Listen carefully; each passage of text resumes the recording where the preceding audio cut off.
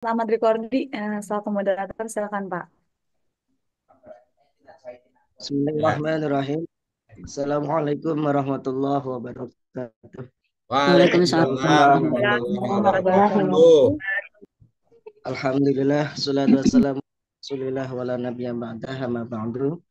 Yang sama-sama kita hormati, yang sama-sama kita muliakan, dosen pembimbing kita mata kuliah metodologi penelitian yaitu Bapak Dr. Misno SHI, SEMAI, MHMPD. Kita doakan mudah-mudahan beliau selalu diberikan sehat oleh Allah Subhanahu wa taala dan Allah Amin. beri beliau amin ya rabbal alamin. Yang kami hormati juga kawan-kawan mahasiswa mahasiswi STAI Sirotil Falah semester 5 dan wabil khusus Bapak Ketua kita Bapak Ali Imron. Mohon izin Pak Dokter dan teman-teman semuanya, kami dari kelompok 3 yang terdiri dari nomor 1 Ibu Raya Maulida Muslina, nomor 2 Ibu Dede Hikmah Fajar, yang ketiga Ibu Yeni Suryani, dan yang keempat kami sendiri Ahmad Rikordi. Mohon izin, hari ini kami mempresentasikan makalah kami yang berjudul tentang metodologi penelitian studi kepustakaan. Sebelum kita mulai, kita baca basmalah dulu. Mudah-mudahan acara ini diberi berkah oleh Allah Subhanahu wa taala dan berjalan lancar. Bismillahirrahmanirrahim. Bismillahirrahmanirrahim. Bismillahirrahmanirrahim.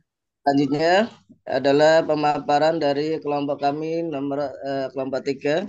Yang pertama oleh Ibu Ustadzah Ermaya Maulida Musina. Pada beliau dipersilakan.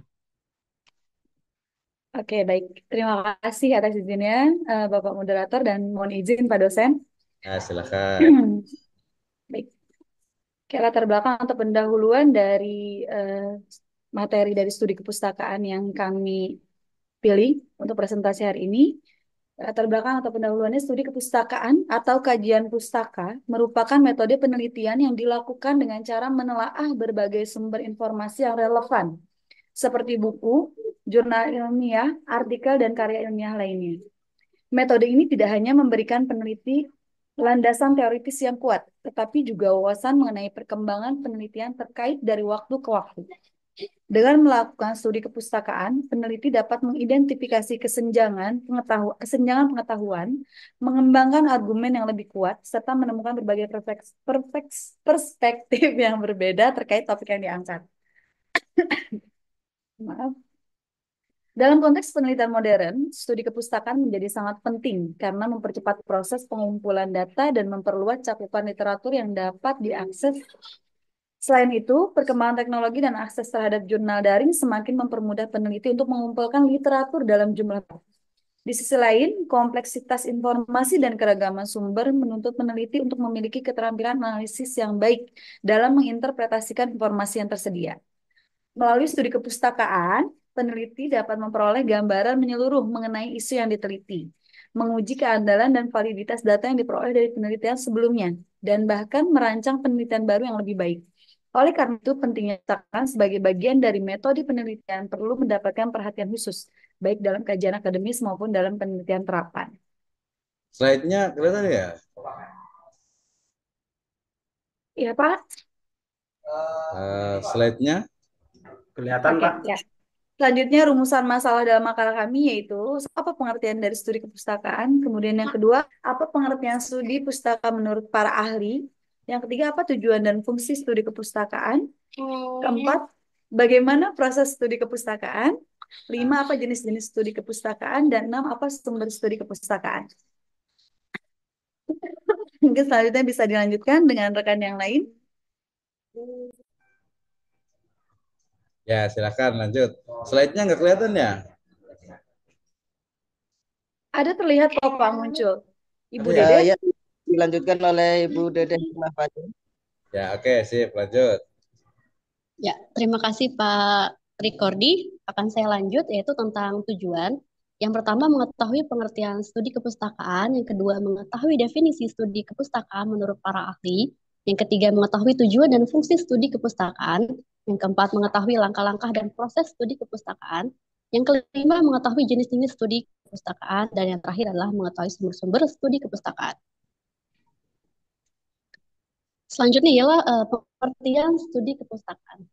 Apa sih kepustakaan itu? Yaitu kajian pustaka adalah metode penelitian yang dilakukan dengan menelaah berbagai informasi tertulis yang relevan dengan topik atau masalah penelitian yang sedang dikaji.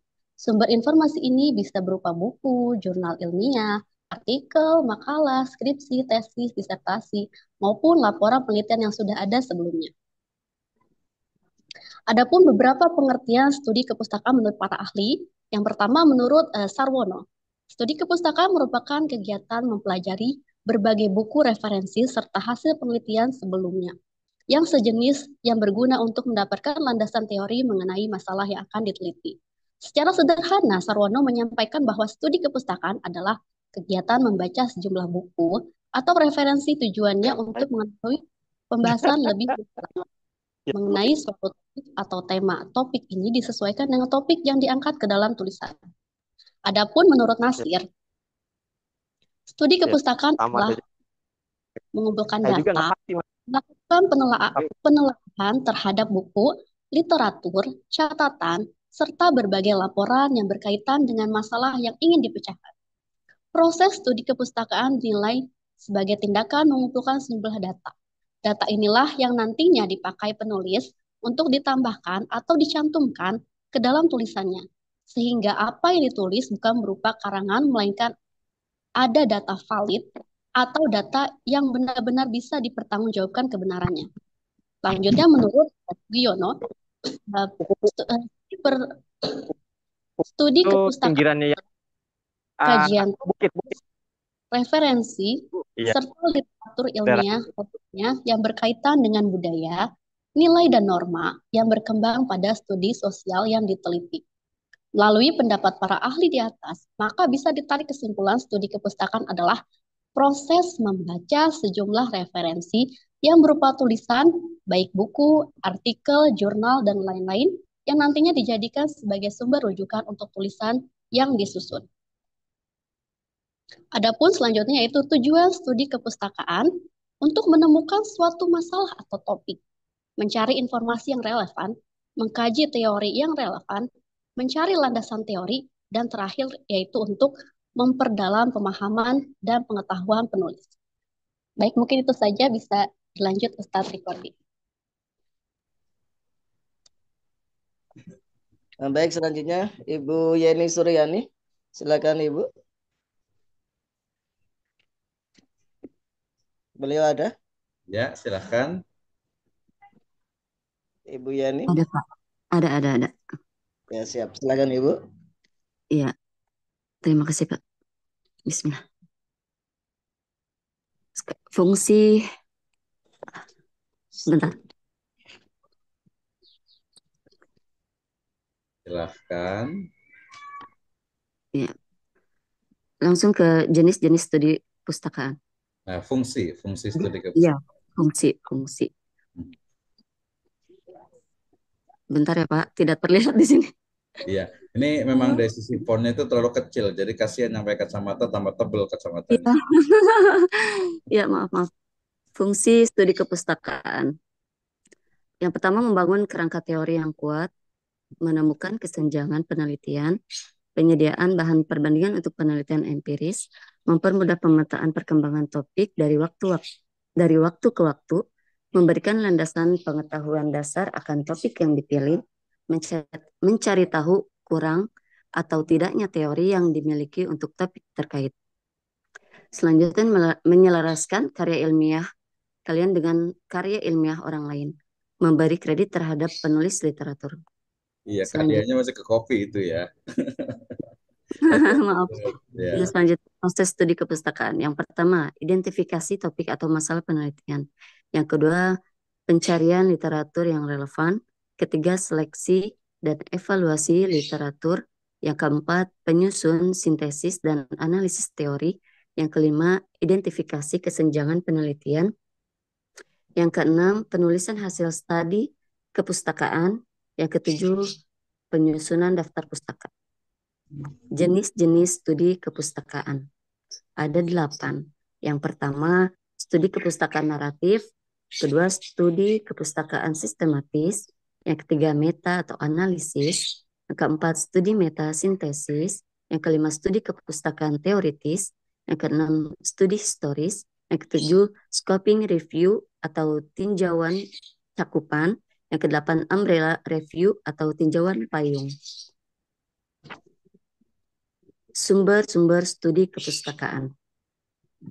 Ada buku, artikel jurnal ilmiah, disertasi dan tesis, laporan penelitian, konferensi ilmiah, dan proceeding, artikel dalam majalah atau surat kabar, sumber online dan database digital, ensiklopedia dan kamus ilmiah, sumber statistik dan data resmi, yang terakhir dokumen historis dan arsip. Mungkin itu saja, Bapak Rikordi. Mangga. Ya, baik. Baik, Bapak, Selanjutnya, mohon maaf nih, mohon izin ambil alih karena saya lupa menyisipkan kesimpulannya di dalam slide. Ya, nggak apa-apa. Mohon maaf. Mungkin saya izin bacakan sebentar ya, Pak, ya, untuk Ya, boleh, kesimpulannya. silakan. Baik, kesimpulan. Studi kepustakaan adalah metode penelitian penting yang melibatkan penelaahan berbagai sumber informasi tertulis seperti buku, jurnal ilmiah, artikel, dan karya ilmiah lainnya. Metode ini tidak hanya memberikan dasar teoritis yang tapi juga memberikan wawasan tentang perkembangan suatu topik dari waktu ke waktu. Proses studi kepustakaan meliputi berbagai langkah sistematis, termasuk identifikasi topik, pencarian, dan seleksi literatur yang relevan, analisis dan penyusunan sintesis. Hal ini memerlukan keterampilan analisis yang baik agar dapat menginterpretasikan informasi secara kritis, terutama karena keragaman sumber dan kompleksitas informasi. Berbagai jenis studi kepustakaan di antara tadi sudah disebut seperti naratif, tematis, meta-analisis, metasintesis, dan juga studi historis. Dapat digunakan sesuai dengan tujuan penelitian. Sumber-sumber yang dapat digunakan pun begitu beragam, di antaranya itu ada buku, artikel jurnal, disertasi, laporan penelitian, proceeding konferensi, dan juga sumber daring. Dengan memanfaatkan sumber-sumber ini, peneliti dapat memperkaya pemahaman tentang topik penelitian mereka. Secara keseluruhan, studi perpustakaan memiliki peran penting dalam pengembangan ilmu pengetahuan karena memperkuat landasan penelitian, memperluas wawasan ilmiah, dan membantu merancang penelitian lanjutan yang lebih mendalam dan relevan. Kemudian sarannya diharapkan peneliti mengembangkan keterampilan analisis kritis dan evaluasi dalam mengkaji literatur.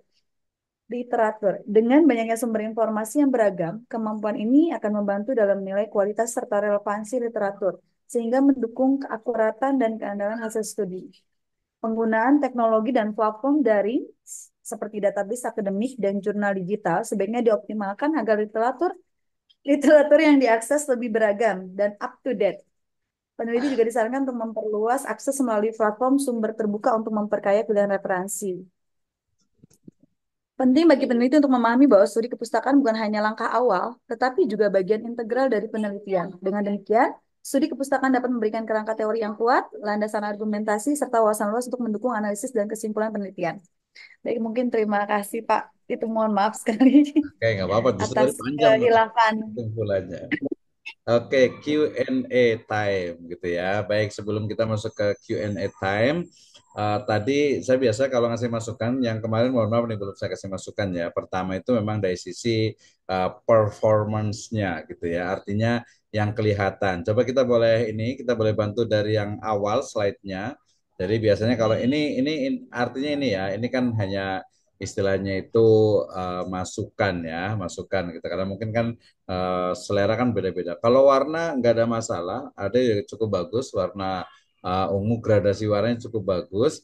Kemudian studi pustakanya apa namanya sebenarnya sudah cukup bagus ya. Cuman mungkin di situ memang nggak ada ininya ya, nggak ada nama anggotanya kali ya, lupa ya. Ada Pak, ada nama anggota. Ada ya? Ada Pak. Oh yang di bawahnya ya, metodologi penelitian. Iya, tadi agak telat.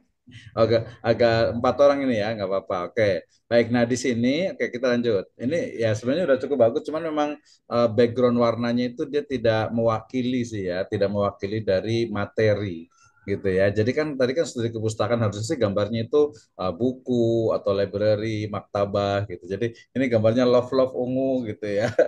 Ini kayaknya yang bikin ibu-ibu nih kayaknya nih mungkin. Saya yang buat Pak.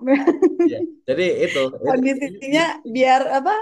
Karena memang kondisi memang sedang kurang fit jujurnya Pak. Tapi memang yang nggak biar apa-apa. ini aja tadi warnanya enak gitu dilihatnya. Untuk Ya, saya sih memang salah ya mungkin karena kurang sebetulnya presentasi untuk ornamen ini semua aja. orang gitu. Terima kasih koreksinya Pak dosen. Ya, nggak apa-apa, ornamen warna ini aja apa warna nggak ada masalah sih udah cukup bagus. Cuman ornamen untuk yang sesuai dengan topiknya gitu ya, sesuai dengan topik ini kan tentang library research nih. Berarti ya gambarnya library atau buku, oke ya. Terus di slide ketiga itu dia tadi tulisannya. Jadi usahakan dalam satu slide itu maksimal itu 5 baris. Bahkan tadi kalau yang nanti di bawah-bawahnya itu dia akan lebih bagus kalau dibuat semacam bubble-bubble yang unik gitu ya. Jadi dia ada prosesnya. Kalau saya biasa pakai smart chart itu, dia akan lebih menarik. Jadi nggak hanya tulisan gitu. Jadi orang lihatnya juga eye catching gitu ya. Secara keseluruhan itu sih dari sisi tampilan gitu ya. Ini kan terlalu aduh banyak banget nih ya tadi yang bikin yang pakai kacamata tambah tebel nih kacamatanya nih gitu ya. Nggak, jadi dia harusnya di poin-poin utamanya ingat the power of point. Ya, jadi kekuatan dari poin dia pointer gitu ya. Ini kalau gini kayak ngopi dari copy paste dari Microsoft Word gitu ya. Oke, next slide kita lihat. Next slide-nya, ini juga sama. Slide berikutnya.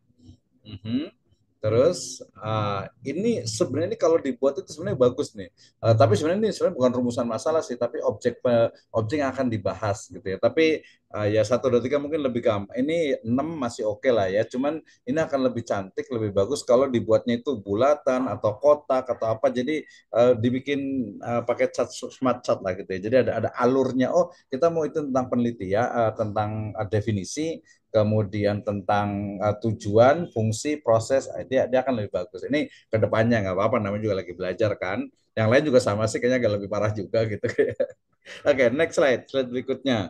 Slide berikutnya, ini dia mungkin karena terlalu ke atas dikit ini ya dan tujuannya, mungkin kurang spasi dikit, enter dikit ya. Kemudian 1, 2, 3 juga sama nih ke depan itu nggak usah ini nanti aja. Ini karena kan nggak dinilai lagi, tapi ke depannya terus. Berikutnya. Ini sebenarnya yang ini udah bagus. Ini agak agak kebanyakan dikit aja 5 lah ya 6 masih masih bisa tuh. Jadi langsung ke pengertian studi pustaka. Oke lanjut. Tadi pakai library research. Ini apalagi ini agak-agak parah nih. Sugiono itu setahu saya nggak pakai Y namanya itu, pakai O langsung. Gitu ya, agak Sugiono gitu. Nanti boleh lihat di bukunya nih. Saya punya buku. Oh ya Pak ya. Iya. Baik. Ada bukunya sekitar 5 bukunya itu ya. Kemudian bagus, ini kayak gini kan bagus nih ya. Cuman TD itu kecil banget, sayang banget ini. Nanti orang bacanya, aduh, menelihatin satu-satu gitu ya. Dan poin utamanya nanti dijelaskan. Tampilan tiganya udah bagus, cuman gambarnya tadi hilal dengan love itu ya ya nanti diganti aja lah kapan-kapan gitu nanti. Oke lanjut next slide. Dan berikutnya, ini sebenarnya bagus, cuman dia nggak ada pointernya itu ya, nggak ada pointer yang menemukan satu masalah. Tadi dibuat-buat yang kotak atau bulat atau apa, dia akan lebih bagus. Atau buat bintang-bintang atau love berbaris gitu, baru poin utamanya gitu bagus juga. Oke, lanjut lagi. Nah, ini nggak ada masalah lah. Tadi cuma tulisannya aja kan sama pointernya nggak ada. Oke, terus berikutnya ini ya 7 masih masih oke lah, kayak agak bagus ya lumayan seperti ini. Jadi kelihatan the power of point-nya itu kelihatan gitu ya. Lanjut. Ini ya masih 8 masih sedikit ini. Nah, ini nih nanti saya kontennya nih yang paling penting gitu ya. Tadi kan hanya performance-nya saja. Ini maksudnya apa nih? Meta analisis itu apa? Studi historis itu apa gitu. Tapi itu nanti berikutnya. Slide ini sama juga dengan tadi sumber studi kepustakaan. Oke, terus berikutnya lagi. Mhm. Oh ya tadi ya kesimpulan sebelumnya. Tapi overall ya gambar warna saya juga suka, gradasi warna sudah cukup bagus. Kan biasa pakai ada seninya lah gitu ya. Hanya tadi memang penempatan untuk teksnya. Oke, itu masukan saya yang pertama. Yang kedua nih yang paling penting nih kayaknya tadi ada yang terlewat yaitu contoh. Nah, contoh dari penelitian kajian pustaka dan Di juga kepustakaan. tahapannya. Iya, betul. Mungkin dari tim nih, coba berikan contoh pakai saya ingin membuat sebuah metode penelitian dengan menggunakan library research dengan menggunakan kajian pustaka. Nah, boleh cari tuh di ChatGPT juga boleh juga tuh. Ini timnya nih Pak Ahmad Rikordi dengan tadi Bu Yeni sama siapa lagi ya? Satu lagi berempat ini ya. Jadi contohnya apa? Contohnya topiknya apa? Kemudian tahapan-tahapannya. Hmm. Dan termasuk kayaknya tadi cukup paham ya. Mudah-mudahan tadi yang jadi presentasi ini kan sebenarnya salah satu tujuannya itu tadi bisa kalau berbicara kan udah biasa ya gitu ya. Kemudian menguasai minimal oh iya dulu dengan Pak Wisnu itu presentasi tentang kajian pustaka. Oh disalahin ininya tuh kayak gitu. Enggak lah ya kita bareng-bareng. Oke, contohnya coba sebutkan dua contoh lah ya. Atau mungkin satu-satu kali ya, satu orang satu. Ibu Maya Oh, nih, apa contohnya coba? boleh Pak. Boleh Ini satu. saya lupa juga maksudnya mungkin masukkan ya karena banyak kekurangan, mohon maaf ya Pak ya. Iya, nggak Nanti apa-apa, insya Allah terserah aja. direvisi Kalau sama keadaan ini. Ya santai. mungkin salah satu contoh dari library research itu ada tentang peranan pengembangan manajemen kinerja tenaga administrasi kesehatan terhadap peningkatan mutu pelayanan kesehatan di puskesmas. Nah ini menggunakan metode library research. Kalau umpamanya kita ganti Jurnalnya, nih, kita ganti yang ini aja, yang pendidikan. Bagaimana nih yang oke. pendidikan? Coba yang Pendidikan pendidikan, mungkin. bidang pendidikan, karena kita pendidikan gitu ya. Tadi kurang tepat juga kalau menurut saya itu. Oh ini berarti jurnalnya kurang tepat ya Pak? Nanti peran, kalau peran tuh lebih ke Iya, makanya fenomena. ini apa library research tapinya peran. Tapi itu Iya, di kesehatan saya sih. tadi kan sudah paham tuh apa library research itu apa gitu. Jadi library research itu kan kajian Data pustaka itu meneliti berupa teks gitu ya, teks pustaka, ya. buku, jurnal gitu ya. Pokoknya yang tercetak lah cetakan gitu. Nah, bisa kasih contohnya nggak? Ya kira-kira aja kalau mau tahu Ustadz ini nih Ustadz Ahmad Rikordi nih kita tanya gantian nih jangan satu orang nih. Kira-kira apa nih contohnya Ustadz Ahmad nih? Penelitian. Mungkin meneliti itu metode baca atau yang lainnya gitu, Pak. Kalau metode baca dia eksperimen, dia kuantitatif masuknya. Kan misalnya nih kita tahu apa metode cara baca model. Oh misalnya ini nih, ingat ya betul ya Mas Ruriah gitu ya. Kita mau meneliti tentang metode Mas Ruriah, ya nggak bisa pakai kajian pustaka, nggak bisa pakai library research itu dia nggak bisa karena kan Mas Ruriahnya itu ada kelihatan kecuali kita meneliti di bukunya. Nah, mungkin bisa. Jadi dia hanya meneliti teks bukunya. Nah, gitu ya. Coba yang lain Bu Yani mungkin bisa ini. Jadi contohnya apa nih? Kalau meneliti dan ini yang paling banyak gitu ya.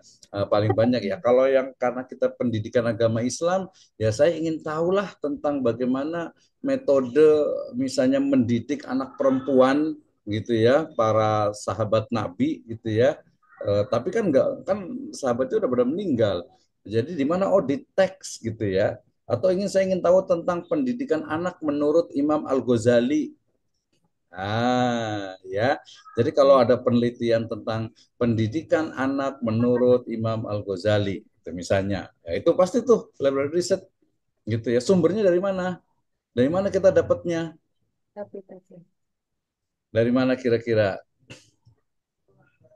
Dapatnya dari mana tuh referensi apa yang diambil datanya itu dari mana? Tarikh mungkin Pak. Dari mana? Keterangan ya. Tarikh sejarah. Iya, bentuknya apa? Bentuknya, sumbernya apa? Dukung. Buku atau Mm-mm. kitab. Mhm. Ya, bentuknya tentu saja adalah buku. Buku. Bukunya. Nah, bukunya apa? Oh, ternyata bukunya pakai bahasa Arab. Itu berarti harus menguasai bahasa Arab. Kalau dia hanya dari terjemahan, ya sebenarnya bisa, tapi kurang ya terjemahan. Apalagi hanya dari jurnal, hanya dari buku-buku yang tidak ada referensinya. Apalagi kalau hanya dari internet. Nah, seperti itu ya. Jadi ketika kita ingin meneliti tentang menggunakan metode itu, tinggal tahapannya ya. Jadi pendidikan anak menurut Imam Al-Ghazali. Itu kan naratif dan dia menggunakan kajian pustaka. Kenapa? Karena mengkaji di mana nih? Biasanya nanti ada batasannya dalam kitab Ihya Ulumuddin misalnya. Oh, Ihya Ulumuddin terlalu banyak. Ihya Ulumuddin juz 4 misalnya. Ya lebih spesifik lagi. Nah, itu ya. Jadi itu adalah kajian pustaka. Misalnya lagi nih, saya ingin tahu tentang siapa ya. Kalau di Indonesia itu saya suka dengan misalnya gampang lah, wakil presiden lah Muhammad Hatta. Ya, misalnya saya ingin tahu tentang kesejahteraan rakyat menurut Muhammad Hatta. Kan beliaunya udah meninggal. Ya pasti berarti di buku-bukunya dalam buku apa Biografinya. gitu ya. Tadi misalnya dalam Al-Qur'an, dalam hadis, dalam kitab-kitab para ulama, dalam buku-buku sirah. Nah, karena saya suka sejarah nih, ya apalagi sejarahnya di Bogor, saya ingin tahu nih, bener nggak sih istilahnya itu kerajaan Pajajaran itu ada di mana? Dari mana kita tahunya itu? Dari mana kita tahunya? Dari cerita, Pak. Pertama cerita. Kalau Buku. cerita berarti dia apa oral history. Dia Iya. berarti dia tidak Nggak bisa menggunakan itu, tidak bisa menggunakan sejarah. pustaka. Kajian pustaka kalau kajiannya itu dia buku teks itu bisa. Nah, nanti mungkin yang itu ya. Oke, ada yang mau nanya dulu boleh juga nih. Kalau belum paham boleh ditanyakan nih. Ya, yang belum paham nih. Silakan Bu Yeni mau bertanya atau Pak Ahmad Rikordi atau yang lainnya. Pak dosen punten. Kalau misalkan kan buku kan sekarang mungkin ya kalau misalkan kesibukan kita gitu. Jadi jarang gitu kalau misalnya nemuin buku. Terus kalau misalkan kita lewat AI atau lewat Google itu sama persis gak seperti yang buku gitu. Ya, oke. Jadi Google itu kan dia hanya jalan, dia itu hanya tool, dia itu hanya mengarahkan kepada sumber. Google itu kan search engine ya. Nah, jadi beda ya. Kemudian kalau AI sendiri juga sama. AI itu kan dia kecerdasan buatan yang kemudian membaca dari buku-buku, dari referensi online yang ada terutama. Sehingga kemudian ya berbeda, ya berbeda. Maka sebenarnya kembali kepada makanya tadi ditanya contohnya apa nih gitu ya. Contohnya contoh atau judul penelitiannya apa yang menggunakan metode library research, belum lagi sampai menganalisisnya gitu ya. Saya tanya ke siapa ya, Pak Ustadz Selamat Riyadi nih, saya mau tanya deh gantian deh ya. Nanti kalau ada yang mau nanya boleh dipotong ya, nggak apa-apa, tenang aja. Pak Selamat Riyadi boleh tanya nih, ada bisa on nggak? Atau ya bisa Pak Selamat, saya mau nanya nih. Misalnya harusnya sih ada penelitian tentang hal-hal yang sifatnya itu kita ingin ketahui. Misalnya kita ingin tahu tentang pendidikan agama Islam ya pada masa misalnya itu sebelum kemerdekaan ya, pendidikan agama atau lebih spesifik pendidikan agama Islam di sekolah sebelum kemerdekaan itu gimana caranya, cara kita menelitinya, silahkan. Itu kajian pustaka. Pak, izin menjawab, Pak. Ya silahkan. Mungkin kita kalau untuk yang zaman sebelum kemerdekaan tadi ya, Hmm.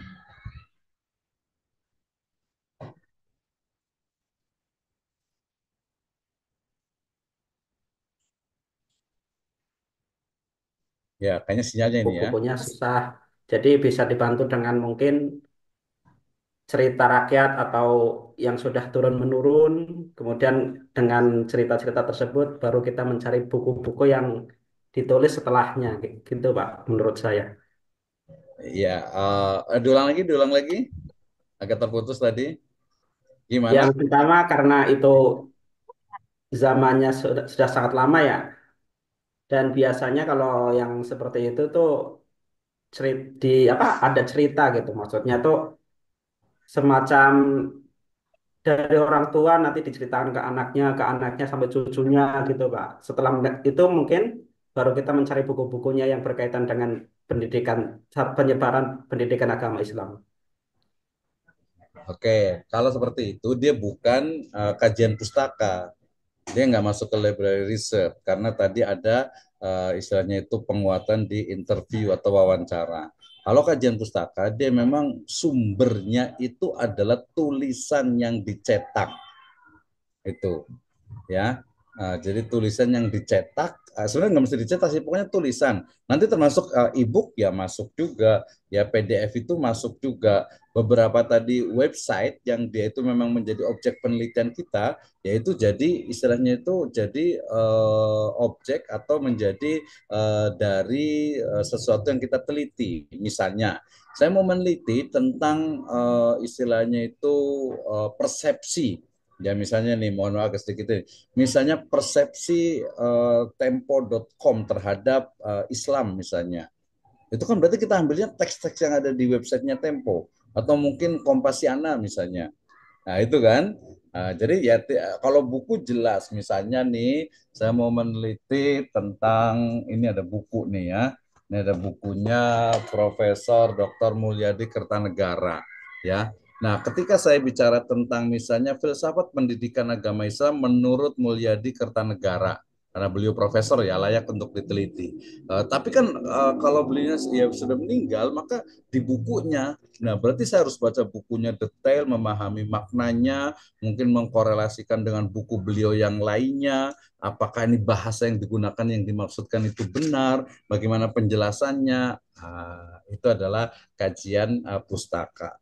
Ya, tadi kalau mamanya dengan cerita rakyat atau dongeng dia nggak masuk, dia bukan kekajian pustaka. Jadi dia meneliti teks baik itu yang tercetak ataupun yang ada di internet atau di dunia maya, gitu ya. Nah, itu langkah-langkahnya bagaimana? Tadi kan sudah disebutkan tuh, mulai dari kepastian dari sumbernya, kemudian juga dari sisi makna makna yang ada pada teks tersebut ya, apalagi nanti kalau agak-agak berbeda waktunya akan berubah gitu ya, dan seterusnya. Oh, kita kasih kesempatan dia mau bertanya dulu nih dari teman-teman semua, ada yang mau nanya nggak nih tentang kajian pustaka? Mudah-mudahan sih paham ya, jadi kajian pustaka ini. Atau Pak Riko ini mau nanya gantian atau mau ditanya nih? Yang mau nanya boleh, nanya ke saya juga boleh juga. Karena ini menurut saya menarik gitu ya. Artinya kita meneliti dengan objek tulisan ya, tapi harus betul memahaminya. Ya, memahaminya harus betul ya. Jangan sampai nanti cara memahami sistematikanya, metodenya itu tidak tepat. Ya, tidak tepat, apalagi nanti dengan budaya, dengan tradisi yang berbeda, kadang pemaknaannya itu dia akan berbeda tentu saja. Silakan, ada yang mau nanya nggak nih? Izin bertanya Pak, Ya silakan. misalnya nih, ketika kita meneliti sejarah gitu ya, entah sejarah apa gitu ya, tapi di situ ada dua versi gitu Pak, yang kita dapat dari masing-masing sumber. Apa yang harus kita lakukan? Misalnya kedua sumber ini saling berseberangan, tapi dalam satu apa ya, dalam satu sejarah gitu, dalam satu frame gitu. Itu apa yang harus kita apa lakukan gitu, supaya kita bisa mengcounter mana nih yang lebih mendekati sejarah itu. Itu aja Pak, terima kasih. Oke, terima kasih ya. Sebenarnya sih agak keluar dari tema ya, karena pembahasan kita kan tentang kajian pustaka. Kalau tadi yang ditanya Ibu Ade Dian ini tentang historical approach, ya, artinya penelitian sejarah. Penelitian sejarah itu penelitian yang mengkaji masa lalu. Sumbernya dari mana? Nah, bedanya di sumber. Kalau historical approach atau pendekatan sejarah itu bisa teks, bisa prasasti, bisa piagam, bisa juga kisah, bisa juga mungkin tadi dongeng-dongeng yang perlu diluruskan atau dongeng-dongeng yang mungkin oh ternyata dongeng itu maksudnya ini gitu ya. Itu pemaknaan terhadap cerita rakyat itu. Nah, kemudian misalnya kita anggap saja tadi bukan ini ya, bukan omongan, bukan apa oral ya lisan, tapi teks lah. Oh ternyata ditemukan nih ya ada dua teks yang berbeda. yang berbeda bahkan bertentangan. Wih, agak-agak sedikit kritis nih, mohon maaf nih ya. Nah, misalnya nih, ya kejadian misalnya tentang apa nih? Tentang peristiwa-peristiwa yang dulu misalnya, yang BPUPKI, tentang Pancasila misalnya, atau mungkin tentang sejarah di masa lalu gitu ya. Dan lain sebagainya. Kok ini berbeda? Caranya bagaimana nih? Gitu ya. Nah, maka ya banyak metodenya banyak sekali ya. Banyak dalam artian itu langkahnya pertama. Ya, pertama itu pastikan kalau sejarah yang paling kuat itu adalah ya teks yang ditulis pada zamannya. Kalau tidak ada, berarti zaman yang paling dekat dengan zaman tersebut. Kemudian ketika ada dua kontradiktif yang berbeda, maka ya diadu gitu ya, diadu atau itu dibandingkan, dikomparasikan. Misalnya ini mengatakan A sumber, ini mengatakan A sumber, ini mengatakan B. Kalau tulisan itu mudah kita bisa identifikasi. Pertama, misalnya nih, oh ada kontroversi yang agak sedikit ini, misalnya Untung Suropati, gitu ya. Ada yang bilang Untung Suropati itu pengkhianat gitu, bukan pahlawan, gitu kan ya. Nah, berarti kita lihat nih, ini yang benar yang mana nih? Ini sumbernya seperti apa? Ini sumbernya seperti apa? Gitu ya. Atau mungkin ada kasus kalau di daerah Tasikmalaya, Garut itu terkenal dengan Kartosuwiryo misalnya, gitu kan ya. Nah, ini apakah pemberontak atau apa nih? Nah, berarti harus dipahami, oh, ini yang nulisnya itu begini. Oh, ini yang nulis itu karena ada kepentingan ini. Oh, yang ini nulisnya itu jujur. Kemudian ini ternyata nggak benar, nggak sesuai dengan faktanya. Nah, itu biasanya kalau karena ini sejarah, dia ditambah dengan tadi yang Pak Slamet bilang itu ada cerita dari orang tuanya kemudian nanti, tapi itu juga harus dianalisis benar atau enggak ya. Jangan-jangan ini enggak tepat nih, jangan-jangan ini ada banyak tambahan. Oh, yang lagi ramai misalnya G30 SPKI, bener nggak sih mereka itu diseret seperti kemudian dimasukkan ke apa sumur tua di lubang buaya misalnya. Ya cari tuh koran yang pada waktu itu, atau mungkin pelaku sejarah itu biasanya dia akan menulis gitu ya. Nah, ketika tulisan berbeda itu akan kelihatan. Gitu ya. Jadi Bu Ade itu banyak sekali. Mungkin kalau dalam ranah fikih itu ada mulai dari cari yang paling kuat pendapatnya, atau mungkin juga ditarjih gitu ya, atau mungkin bisa juga disintesiskan gitu ya, atau bisa juga mungkin peneliti akan memilih salah satu pendapat dari sesuatu yang sifatnya dianggap paling kuat. Nah, itu ya. Ini pentingnya nih kuliah nih ya. Pentingnya kita tuh meneliti sehingga kemudian tidak asal untuk mengambil pendapat. Jadi panjang banget jadi ini ya. Tapi semangat sih, saya senang ini sebenarnya ini ya. Nah, tadi harusnya ada contoh-contohnya. Jadi, oh saya mau meneliti tentang pendidikan anak perempuan menurut misalnya gantian Ibnu Khaldun misalnya. Gitu ya. Nah, kalau dia sumbernya itu buku terjemahan ya kurang, harusnya buku asli dari Ibnu, lebih asli lagi adalah manuskrip dari Ibnu Khaldun yang ditulis dengan tangannya. Kalau nggak dapat mungkin ada translatornya. Nah, baru kita analisis, oh menurut ini nanti ada paket tambahan juga dengan metode tematik atau maudhui atau konten analisis. Nah, siapa ya nih yang bagian konten analisis?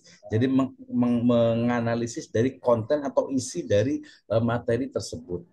Ya, misalnya ada yang suka nih kajian tentang misalnya bukunya Raden Ajeng Kartini, ya Habis Gelap Terbitlah Terang. Ya, nah ada yang udah baca pakai bahasa Belanda, orang Indonesia kayaknya hampir jarang banget, kecuali mungkin levelnya tesis sama disertasi. Ya saya baca sendiri udah bahasa Indonesia, terjemahannya belum tentu benar. Gitu kenapa Raden Ajeng Kartini menyebutkan misalnya semoga Tuhan yang di surga dan seterusnya macam-macam gitu ya, karena memang perseteruan Zending dengan keislaman beliau itu. Jadi tapi kan yang kita kaji itu ada surat-suratnya, surat-surat dari Raden Ajeng Kartini. Oke ya, mudah-mudahan paham nih. Kita masih ada waktu nih ya. Oke, terima kasih. Kayaknya cukup kan deh. Silahkan ditutup moderator kita Pak Ahmad Rikordi. Baik, terima kasih pemaparan dari kelompok 3 dan juga terima kasih dari bimbingan dari Bapak dosen, Bapak Dr. Wisnu SHM. Selanjutnya kita tutup dengan baca hamdalah bersama-sama. Alhamdulillah. Alhamdulillah. Alamin. Ya. Assalamualaikum warahmatullahi wabarakatuh. Waalaikumsalam. Terima kasih Pak Dokter. Terima kasih atas koreksi hari ini Pak. Ya, kita lanjut, silakan ke Insya Allah jadi lebih baik. Dua.